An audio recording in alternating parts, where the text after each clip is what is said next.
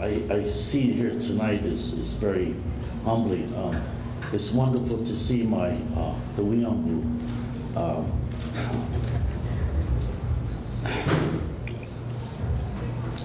Yeah, it's wonderful to see them. And if I could talk to them right now, I would say to them, "Po shi pa yo."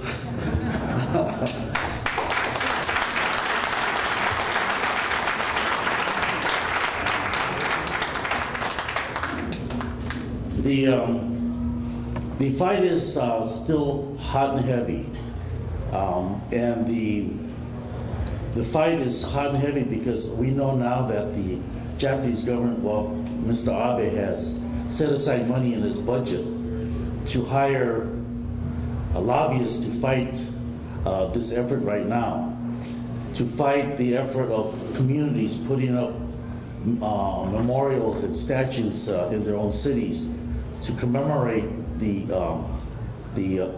comfort women that had occurred, so that people would not forget. It's fitting because we've set up memorials and statues in this country for a lot of different reasons, and this is one that should not be forgotten. Asking Japan to apologize unambiguously, unequivocally, and asking for their full historical responsibility, the acknowledgement, is critical, because they are a country that has become a very powerful, influential democratic country. On top of that, it's important that they put this information in the textbook of their children, so that the children will learn what happened and what they had done as a nation in Asia. And to tell the truth, because I tell you that today there's two generations that do not know about this because they were not taught. So it's not an effort to bash Japan, it's an effort to have the government do the right thing so that the children will learn the truth about what happened in Asia. Mr. Abe would tell you that Japan during World War II went to China, to Korea, and other places to liberate Asia from the Western world. Now, I could believe that if he wasn't slaughtering Chinese and Koreans and Filipinos. They were out there trying to capture and influence Asia. And so the fight continues, that we need to make sure that everybody learns the truth about what happened in Asia during World War II and in the 30s. On top of that, we have to learn why it took 6 years for the Japanese government and the United States government to sign a peace treaty when we sued for unconditional surrender. So there's a lot of reasons why there's a lot of hesitation, a lot of resistance from the government. And this is not all of the government. This is just the one party, the Liberal Democratic Party. And we know that Prime Minister Abe is a grandson of another Prime Minister, Kishi. And Kishi was a war criminal that was forgiven. And so there's that sense about maybe face. But this is the 21st century, and he wants to become a leader in a free world, that he has to acknowledge as a leader what had happened in Asia, what had happened in the systematic capturing and the kidnapping of girls and women for the purposes of sexual slavery.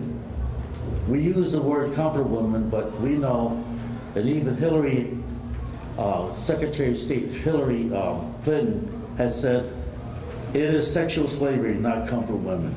So, but we use that term because everybody else seems to understand it. But this is important today, even though it happened 60 years ago. It's important today because it's still happening in Kosovo, in Darfur, and now in Nigeria, when people are capturing and kidnapping girls for slavery and for marriage outside of their own choice. So it's not an old historical issue only. It's an issue of today and tomorrow. It's an issue of violence against women. It's an issue that everyone globally needs to understand and learn. So we have an opportunity to teach. Through this process, we have an opportunity to reach out and let people know what happened, but we also have an opportunity to teach people that this should not happen ever again today and tomorrow, and it's still happening. So this is a lesson. It's a lesson for today and tomorrow. And Koreans can be a great part of that education globally. And this is why every day I learn something more, and my commitment gets deeper, and the conviction gets deeper. But we have to have this apology soon, because our ladies, our young are getting older and older. And the reason we're doing this is because I want them to have the dignity of an apology. They must have the dignity of an apology. And one of the ladies, Ms. Kim, she testified in Congress in 2007, and she said to us, if you cannot apologize to me, then give me back my youth.